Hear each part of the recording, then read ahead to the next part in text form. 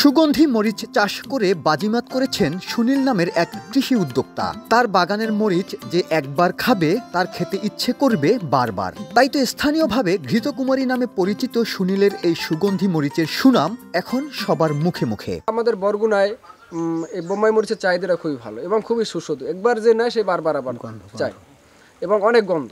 যেমন আপনার বরগুনা বাজারে যত হালিম ফুচকার দোকান আছে, এই সুনীল চাচার মনে করেন মরিচ ছাড়া চলেই না।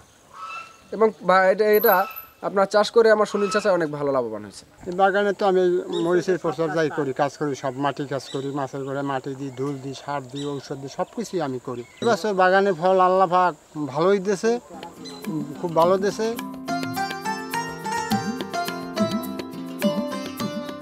পতিত জমিতে ১ দশক আগেও স্বল্প পরিসরে সুগন্ধি মরিচ চাষ শুরু করেন সুনীল। সফলতা পাওয়ায় বাড়তে থাকে মরিচ বাগানের পরিধি। বর্তমানে ১ একর জমিতে ৫,০০০ মরিচ গাছ তার।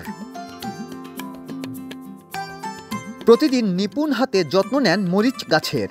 জেলায় একমাত্র সুগন্ধি মরিচ চাষি হওয়ায় ভোক্তার চাহিদা পূরণ করতে হিমশিম খেতে হয় তার। প্রতি বছর এ বাগান থেকে তার আয় হয় ৬ লাখ টাকা। বিগত ১২ বছর ধরে এই মরিচ করি।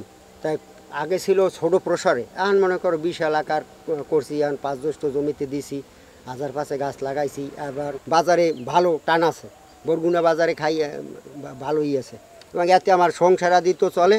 তারপর আমি এতে মানুষের দিয়ে ঠিক মোটামুটি ৫-৬ লাখ টাকা আমার ইনকাম।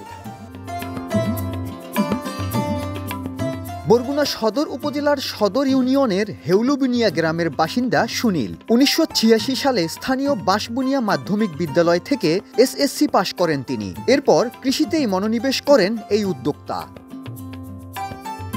সাইফুল মিরাজ, সময় সংবাদ, বরগুনা।